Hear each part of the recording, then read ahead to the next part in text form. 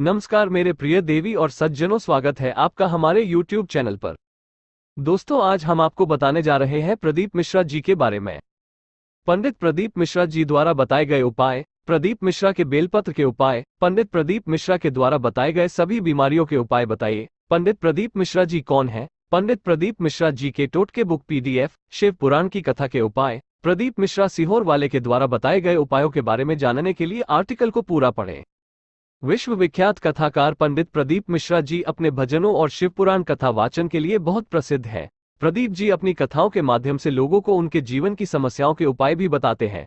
प्रदीप जी का जन्म 1980 में मध्य प्रदेश के सीहोर में हुआ था। प्रदीप जी को रघु राम के नाम से भी जानते हैं। उनके परिवार में उनके माता पिता और 2 भाई भी हैं। प्रदीप जी ने स्नातक तक की पढ़ाई की है। प्रदीप जी श्री राम कथा, श्रीमद् भागवत कथा और शिव पुराण कथा का कथावाचन करते हैं।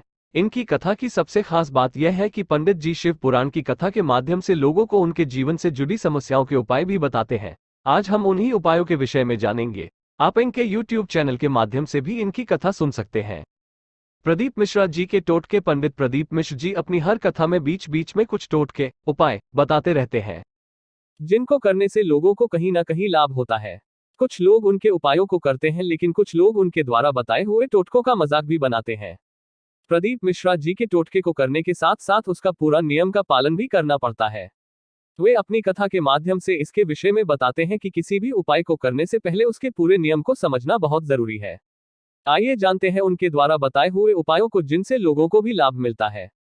धन प्राप्ति के लिए उपाय। धन प्राप्ति के उपाय। अक्सर देखा जाता है कि लोग अपने जीवन में धन की समस्या से जूझते रहते हैं। बड़ी मेहनत करने के बाद भी उन्हें धन प्राप्ति नहीं हो पाती है। अगर धन आता भी है तो वह जल्द ही समाप्त हो जाता है। घर में धन रुकता ही नहीं है। ऐसी समस्या के लिए प्रदीप जी ने शिव पुराण कथा के अनुसार बेलपत्र का एक उपाय बताया है, जिसको करने के लिए आपको सोमवार के दिन सुबह स्वच्छ होकर स्नान आदि करके अपने पास के शिव मंदिर में जाकर पवित्र मन से एक बड़ी बेलपत्र पर लाल चंदन लगाकर शिवलिंग पर लगाना होगा। इसके बाद शिव जी से अपनी धन से जुड़ी समस्या के विषय में प्रार्थना करिए। शिव जी आपकी मनोकामना अवश्य पूर्ण करेंगे। प्रदीप जी धन प्राप्ति के लिए एक उपाय और भी बताते हैं कि आप गणेश चतुर्थी के दिन गणेश जी के मंदिर में दीपदान करते हैं तो आपके घर में धन की कमी नहीं होती है। ये तो सभी को पता है कि गणेश जी माता पार्वती और शिव जी के पुत्र हैं। गणेश जी की 2 पत्नियां हैं, जिनका नाम रिद्धि और सिद्धि है, जिसका अर्थ होता है सुख और संपन्नता। गणेश जी का एक नाम विघ्नहर्ता भी है। इसके अलावा आप मंगलवार के दिन शिवलिंग को पके हुए चावल से ढककर उस पर 7 बेलपत्र चढ़ा दें। इससे आपके घर में लक्ष्मी जी का वास बना रहेगा। कभी आपके घर में धन की कमी रहेगी। अकाल मृत्यु से बचने के लिए उपाय। अकाल मृत्यु से बचने का उपाय। प्रदीप मिश्रा जी ने अपनी कथा के माध्यम से अकाल मृत्यु से बचने के लिए उपाय बताया है।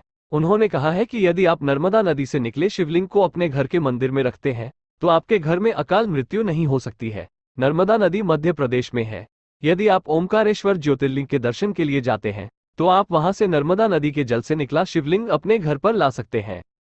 पंडित जी ने यह भी बताया कि नर्मदा नदी से निकलने वाले शिवलिंग की प्राण प्रतिष्ठा करने की आवश्यकता नहीं होती है। चाहे उस शिवलिंग पर जल चढ़ाओ या न चढ़ाओ, चाहे उस पर बेलपत्र चढ़ाओ या न चढ़ाओ, केवल उसे अपने घर ले आओ और अपने घर के मंदिर में स्थापित कर दो। इससे आपके घर में किसी की अकाल मृत्यु नहीं होती है।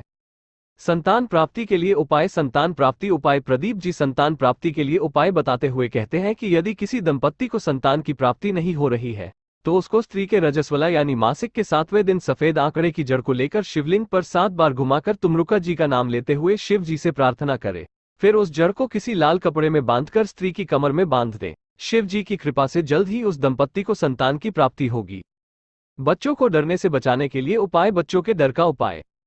अक्सर देखा जाता है कि नवजात शिशु या बचपन में छोटे बच्चे अक्सर सोते समय अचानक डर जाते हैं।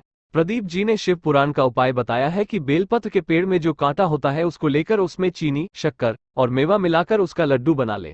फिर उस लड्डू को बच्चे के ऊपर 12 बार उतारकर किसी कुएं में डाल दे। इस उपाय के करने से बच्चे के डरने की समस्या का निवारण हो जाएगा। आपका बच्चा यदि रोता रहता है जिसका कारण आप समझ नहीं पाते हैं तो भी आप इस उपाय को कर सकते हैं। अगर आपका बच्चा ठीक से भोजन नहीं करता है तो भी आप इस उपाय को कर सकते हैं। शिव जी की कृपा से आपका बच्चा जल्द ही ठीक हो जाएगा। बच्चों को सुधारने के लिए उपाय। बच्चों को सुधरने का उपाय। हिंदी एक्सप्लोर। यदि आपका बच्चा बहुत ज्यादा शरारती है और आपके समझाने पर भी आपकी बात नहीं मानता है तो आप प्रदीप जी द्वारा बताए गए इस उपाय को कर सकते हैं। आपको सोमवार के दिन बाजरे के आटे की 2 रोटी बनानी है जी, एक तरफ से सिकी हुई हो जिस तरफ रोटी कच्ची हो उस तरफ गुड़, चावल, बेलपत्र रखकर दूसरी रोटी से ढक दो। इसके बाद इस रोटी को नहाने से पहले अपने बच्चे के द्वारा किसी बैल को खिला दे। इस उपाय को करने से आपका बच्चा सुधरने लगेगा। बीमारियों से बचने के लिए उपाय। बीमारी का उपाय। हिंदी एक्सप्लो। अगर आपके घर में किसी न किसी को बीमारी है या एक के ठीक होने पर कोई और बीमार हो जाता है तो आप पंडित जी द्वारा बताए गए इस उपाय को कर सकते हैं। आपको करना यह है कि आप जब भी शिव जी के मंदिर जाए तो शिवलिंग पर गाय का घी चढ़ाएं। इससे आपके घर के रोग दूर हो जाएंगे। इसके अलावा अगर आपके घर में कोई बीमार है तो आप दूध, काले तिल, थोड़ा सूखा आंवला और बेल के फल को लेकर उसे पीसकर उसका उपटन बना ले। अब इस उपटन को और एक कलश जल को लेकर बीमार व्यक्ति के हाथ का स्पर्श करवाकर शिवलिंग का अभिषेक करें। इससे भी आपके घर की बीमारी दूर हो जाती है। अगर किसी को आंखों से जुड़ी समस्या रहती हो तो पंडित प्रदीप मिश्रा जी बेलपत्र का उपाय बताते हैं कि महाशिवरात्रि की रात के 12 बजे के समय शिवलिंग पर थोड़ा शहद और बेलपत्र चढ़ाने के उपरांत उस शहद को किसी पात्र में इकट्ठा करके घर ले आना चाहिए और फिर उस शहद को अवधूतेश्वर महादेव का नाम लेकर 3 महीने तक काजल की तरह आंखों में लगाने से आंखों की रोशनी आने लगती है। विवाह के लिए उपाय। विवाह उपाय। हिंदी एक्सप्लो। अगर आपका विवाह नहीं हो पा रहा है या फिर आपके विवाह में बार बार किसी प्रकार की अड़चन बन रही है तो आप पंडित प्रदीप मिश्र जी द्वारा बताया गया यह उपाय कर सकते हैं। इसके लिए आपको एक नारियल का सूखा गोला लेना है, जिसे ऊपर की ओर से थोड़ा सा काट देना है। ऐसे काटिए जैसे नारियल का ढक्कन बन जाए। फिर इस नारियल में सत्यनारायण भगवान का प्रसाद या पंजीरी भर दे। फिर इस नारियल को ऊपर से बंद कर दे। इस नारियल को किसी पीपल के पेड़ के नीचे दबा दे। शिव जी की कृपा से उस व्यक्ति का विवाह जल्द ही हो जाएगा। ईर्ष्या से बचने के लिए उपाय। ईर्ष्या से बचने का उपाय। यदि आपसे की ईर्ष्या करता है या आपके विरोधी आपसे जलते हैं तो आप शिव पुराण में बताया गया यह उपाय कर सकते हैं। आपको बस इतना करना है कि माह की दशमी की तिथि को एक धतूरे का फूल और बेलपत्र इस प्रकार से चाहने हैं कि फूल और बेलपत्र शिवलिंग से गिरे न। शिव जी की कृपा से आप किसी की ईर्ष्या से दूर रहेंगे। बुरी नजर से बचने के लिए उपाय। बुरी नजर का उपाय। कभी कभी किसी बच्चे नजर लग जाती है जिसके कारण वो बच्चा रोता बहुत है या बीमार हो जाता है। ऐसे में पंडित जी ने शिव पुराण का उपाय बताया है कि एक आटे का दीपक बनाइए जिसमें 4 रुई की बत्ती लगाइए और उसमें तिल का तेल डालकर जलाइए। फिर इस दीपक को बच्चे के ऊपर से 21 बार उतारकर अवधूतेश्वर महादेव का नाम से चौराहे पर तब रखना है जब कोई देख न रहा हो। ऐसा करने से जल्द ही आपका बच्चा ठीक हो जाएगा।